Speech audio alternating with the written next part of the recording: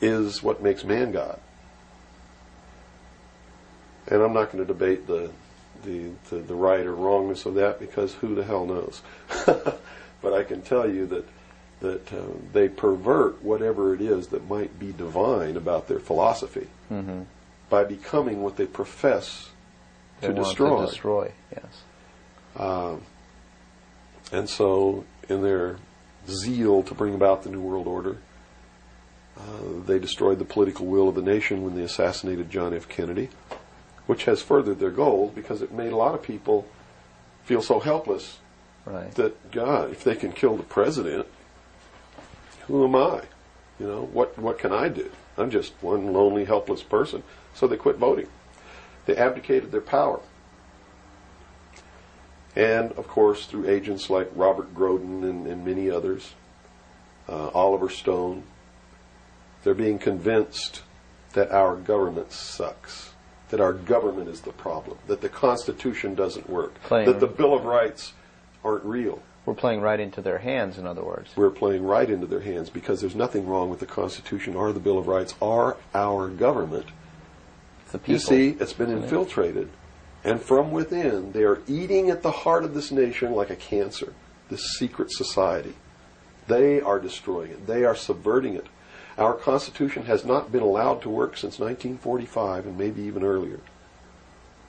And they have been working behind the scenes to bring about a one-world, totalitarian, socialist government with the Communist Manifesto as its platform, through the United Nations, which was created by this nation, from an older organization called the League of Nations, which was the original foundation.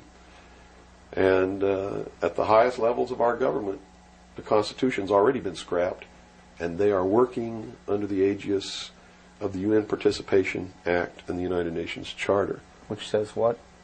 Which says that there are no rights, there are only what you call privileges. And privileges can be granted or taken away at will by the state. Quite frightening scenario. It's a very frightening scenario, and people better wake up to the fact that unless they wake up and do something about it now, there's only going to be one alternative. And that's either take up arms, restore the Constitution, and the blood will run in the streets of America, or reach down and put the shackles around your own feet and march off into slavery peacefully.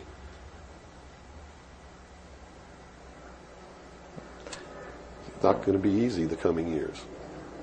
Wow. Now, historically, this may or may not relate, but at least modern world, contemporary world history does not include the stories of Atlantis and Lemuria that go predate. How does that history, and why was that suppressed, or why is it still being suppressed? How might that affect what we are understanding is going on today, or is it related?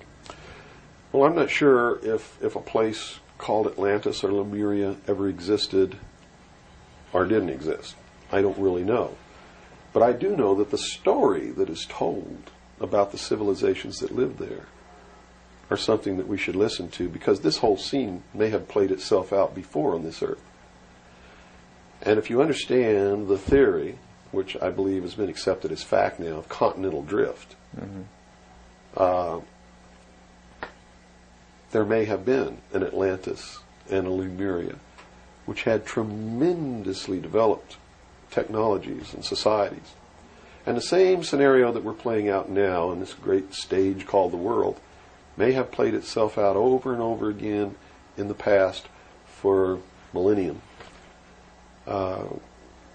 In my investigation of the mystery schools, the secret societies that are bringing all this about, that really control everything behind the scenes, I found that this is all about religion. And it's all about a recurring theme that is penetrated and is at the heart of every religion in the world.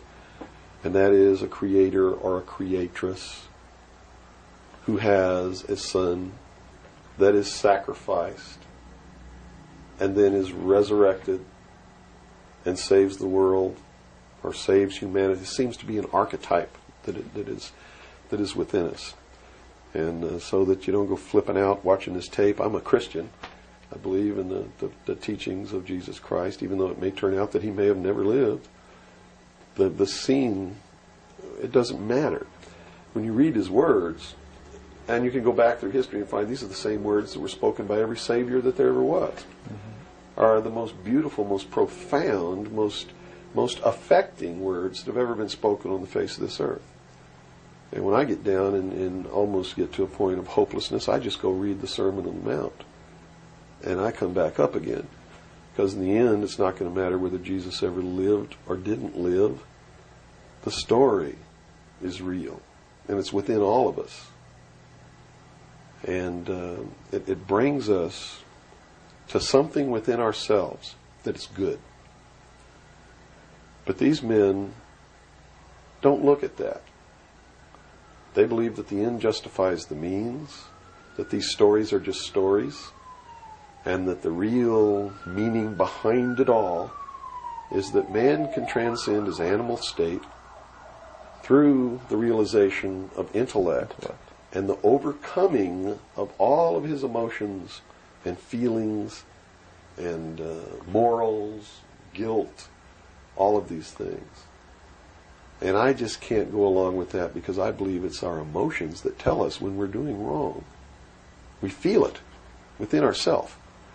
And a person without that capacity to feel when they're doing wrong becomes a sociopath, which is someone without a conscience who really believes that the end justifies the means and therefore has no pangs of conscience nor no reluctance to murder someone who gets in their way. Mm-hmm. And it's extremely dangerous. Now, do these people recognize the continuity of life? In other words, you have told me earlier that they're after physical immortality. They believe that through their technology, man will become God. With the power of reason, through technology, man will himself become God.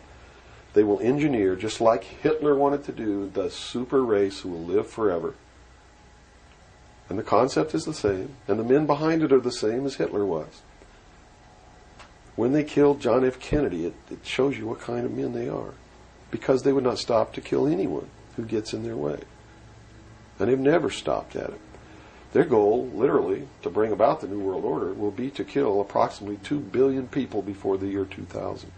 AIDS is one method of doing this. There'll be many more. As they solidify their control, everyone will be given a choice. They'll be presented with a new world religion. They'll be told to renounce Christ, renounce Buddha, renounce Muhammad, join the New World Order, join the New World Religion. If they refuse, they'll be executed. Very simple. And it won't bother them a bit. In fact, according to their belief, they believe they'll be helping these people. And in reality, they will. Because those people will transcend this physical state while they're prisoned here living forever. I feel sorry for them because those of us who will eventually die will transcend the pain and the suffering that goes along with this world. Mm-hmm. And they're so egotistical that they preserve whatever they do so that the diligent can find out what kind of men these men really are.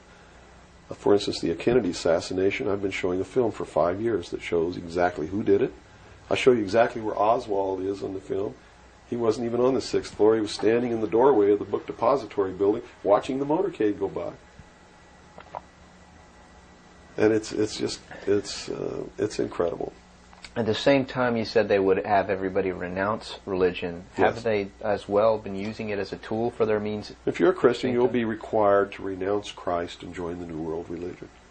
Now remember I told you before, that no matter what your religion is or what you think, they are following the scenario in the book of Revelations to a T, right down to the last little bit.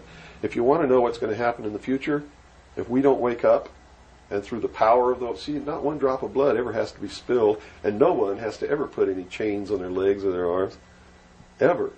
If people just wake up and exercise what was given to us in our Constitution, the power of the vote, while we still have that power.